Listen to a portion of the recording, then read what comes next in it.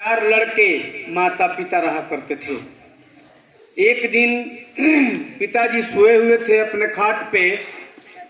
रात्रि में एक आदमी आया, बोला कि मैं काल हूँ, मैं आपके घर में प्रवेश करने वाला हूँ, विनाशकारी काल हूँ मैं। वह आदमी सुन करके शांत रह गया।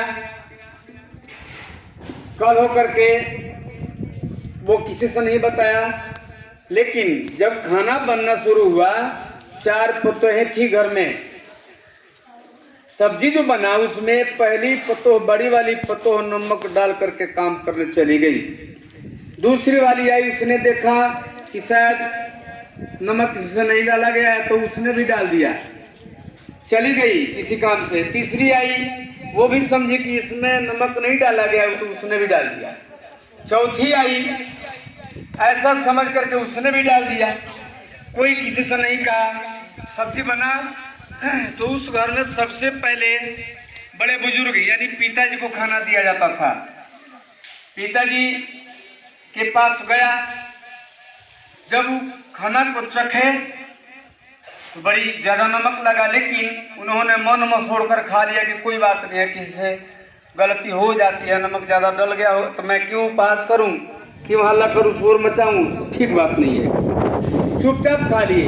उसके बाद बड़े लड़का को मिला, वो चखा तो नमक था। उसने कहा कि पिताजी खा लिए हैं, तो हाँ खा लिए हैं। तो उसके मन में आई कि जब पिताजी कुछ नहीं कहे तो मैं कहने वाला कौन होता हूँ, वो भी खा लिया। फिर दूसरे लड़का को मिला, वो पूछा कि पिताजी और बड़े भैया खा लिए हैं, तो हाँ। उसने कहा तो मैं क्यों हाला करने जाऊं, खा लिया उसने भी। ऐसा करके चारों खा लिया। फिर माता जी को दी गई। माता जी ने पूछा कि चारों लड़का और बूढ़े बुजुर्ग खा लिए हैं, अब तो हाँ खा लिए हैं। उसने भी कहा कि तो मैं क्यों बोलूं, चलो मैं भी खा लेती हूँ। इस प्रकार से चारों पतों भी खा ली, कोई किसी से नहीं कहा।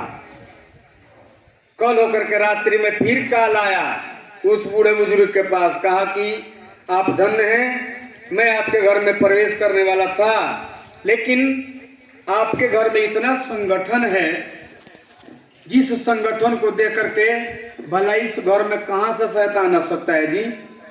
जिस घर में इतनी संगठन हो, सब एक मति से हो, किसी का उपहास करना कोई नहीं चाहता, उस घर में कभी काल आ ही नहीं सकता, विनाश आ ही नहीं सकता है।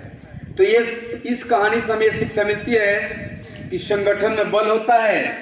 एक लाठी को कोई तोड़ देगा, लेकिन लाठी के गांठ को तोड़ना मुश्किल है। इसलिए हमेशा हमें संगठित रह करके ही रहना होगा।